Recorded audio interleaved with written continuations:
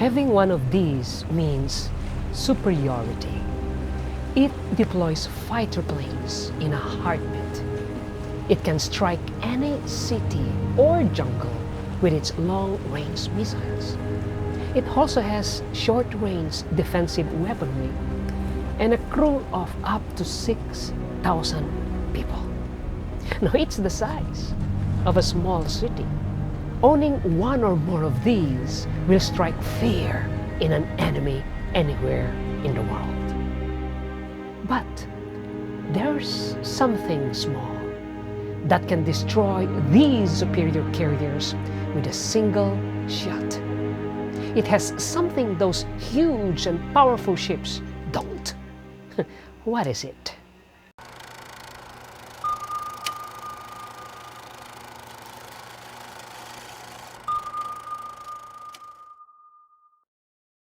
In the past, Abraham, a nomad shepherd, was considered small and insignificant by the world's standards, even invisible.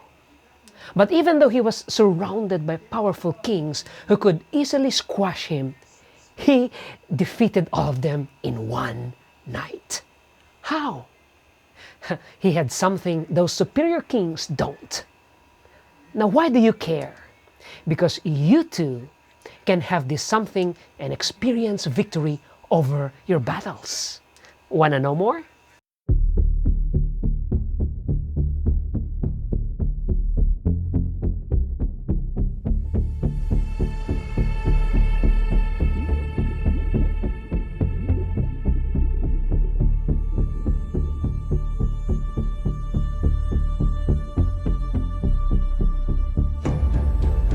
Good morning, my friend. Today we will discover what Abraham has and what you can also have once you return to God's lane.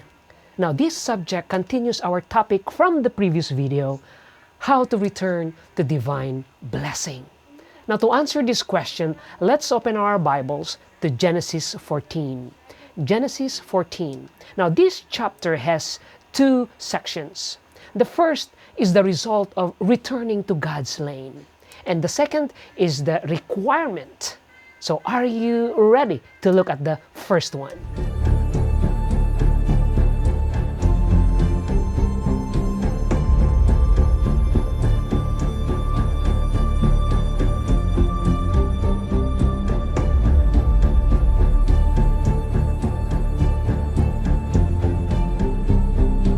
Now, what is the blessed result of returning to God's lane? Before the author of Genesis answered that, he, first of all, showed that Abram is a nobody compared to those mighty kings around him.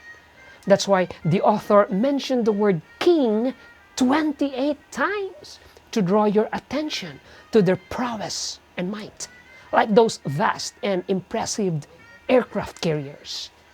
Genesis 14 begins, "At that time, Amraphel, king of Shinar, Arioch, king of Ellasar, Kedorlaomer, king of Elam, and Tidal, king of nations, went to war against Bera, king of Sodom, Birsha, king of Gomorrah, Shinab, king of Admah, Shemeber, king of Zeboim, and the king of Bela, that is Zoar." Now, because the four kings and their tens of thousands of soldiers were superior to the 5 kings, they served the 4 kings for 12 long years. But on the 13th year, they rebelled.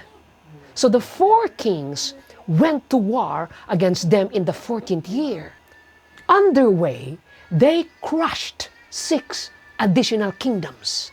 The Rephites, who are giants, the Zuzites, who are also giants, the Emites, again, giants, the Horites, these are mountain people, and the despicable Amalekites and Amorites. Now, these latter two were war-freaked people who loved to take advantage of the weak.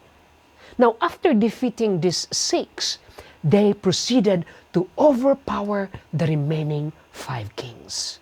So what's with all these details? Now the point here is to show the strength of these 4 eastern kings. They defeated 6 kings before they defeated 5 more kings from the west. A total of 11 kings. Now humanly speaking, Abraham has no way to defeat these kings. They are like aircraft carriers. So why did this landless nomad shepherd, Abram, decide to attack these aircraft carriers? To rescue his nephew Lot, who was living in Sodom and became collateral damage, a POW. Now, here's the irony. Abram, a small, insignificant nobody, overpowered the superior somebodies who had just defeated 11 kingdoms. Genesis 14:14 says, when Abram heard that his nephew had been taken captive, he mobilized his 318 trained men who had been born in his household, and he pursued the invaders as far as Dan. 318? What can a meager 318 men do against a coalition of superpowers? Again, from a human standpoint, this is a suicide mission. But Genesis 14:16 informs us that he retrieved all the stolen property. He also brought back his nephew Lot and his possessions, as well as the women and the rest of the people of the 11 kingdoms. Now, how did he defeat the 4 superpowers? Now, to answer this, look at this submarine first. Even though a submarine is small, with only a crew of between 25 to 160 people, compared to 6,000 on an aircraft carrier, but because it is invisible to radars and almost impossible to detect through sonars, it's one of the deadliest and stealthiest weapons. Now, just look at these statistics. During World War II, a handful of U.S. submarines destroyed 155 Japanese boats in 1942 alone, and then 296 in 1943, and a whopping 548 in 1944, and 163 Japanese ships in 1945 because they were the only few left in Japan. So, how could a small submarine inflict damage so quickly? Because it is practically invisible and unseen. In the same way, even though Abraham was small, he had an invisible and unseen deliverer. His name is El Elyon. You cannot miss him because he is mentioned 3 times in rapid succession. Genesis 14:18-20 says, Melchizedek, king of Salem, was the priest of the Most High God. That's El Elyon in Hebrew. He blessed Abraham, saying, Blessed be Abraham by the Most High God. The second time El Elyon is mentioned. Creator of heaven and earth. Worthy of praise is the Most High God. The third time it's mentioned. And in case you miss who's the source of Abraham's victory, it says, who delivered. Did you notice that word? Delivered your enemies into your hand. It was the invisible God, El Elyon, who delivered Abraham. Abraham gave Melchizedek 1/10 of everything. The result of returning to God's lane is that God will be with you. My friend, you too can experience victory, but not by your might, nor by your power, but by God's Spirit. So if you want to experience breakthrough in your finances, your relationships, your job, your school, or marriage, the secret is whether God is with you or not. Or to be more accurate, whether you are with God or not. Because if God is for us, who can be against us? You have to remember that according to Ephesians 6:12, you are not struggling against flesh and blood. In other words, it's not what can be seen, such as your mean boss or your mother-in-law or even your lack of high IQ. But against the unseen spiritual world, against invisible demonic rulers and powers, against the world rulers of this darkness, against the spiritual forces of evil in the heavens. Abraham knew that. So even though he was just a nobody, he won because he was with the invisible somebody. I pray you are in the center of God's lane to assure God's presence in your life. So here's the million-dollar question. What's the requirement to return to God's lane?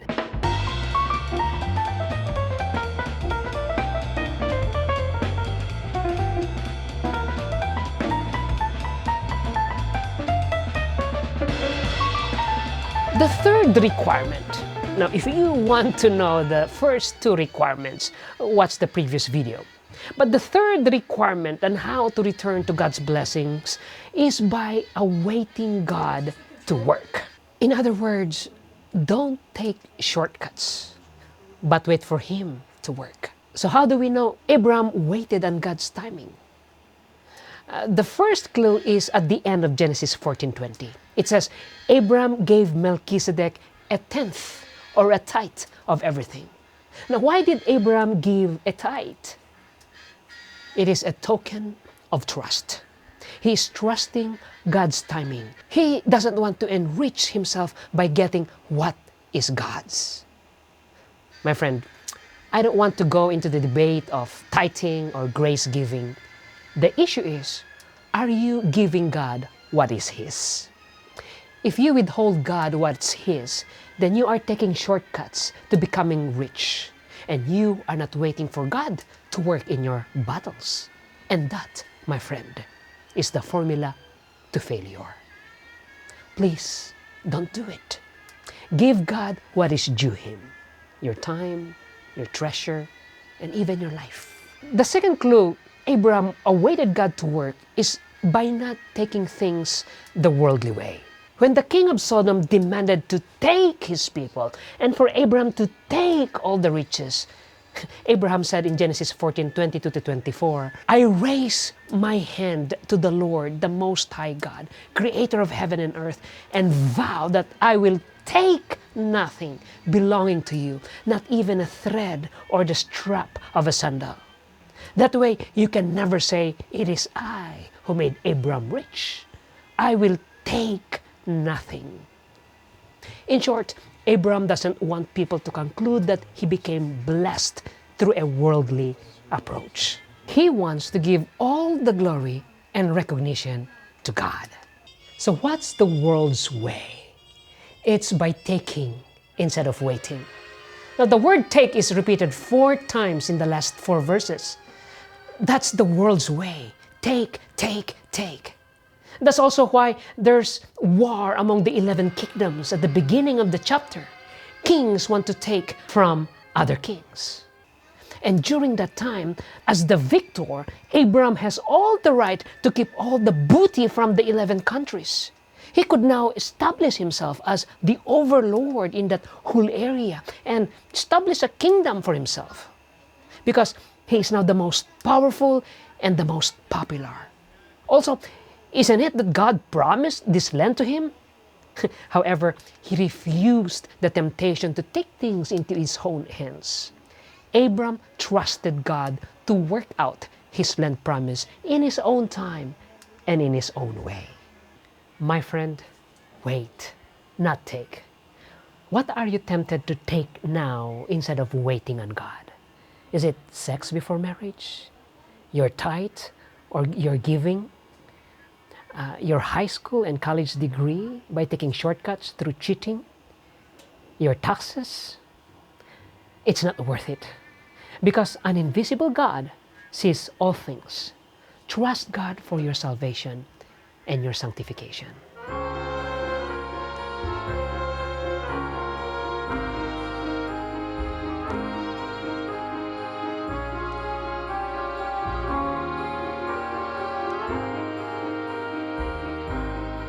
This particular submarine, the USS Kavala, with only 60 crew members, is well known for sinking the Japanese aircraft carrier Shokaku, one of the attackers of Pearl Harbor.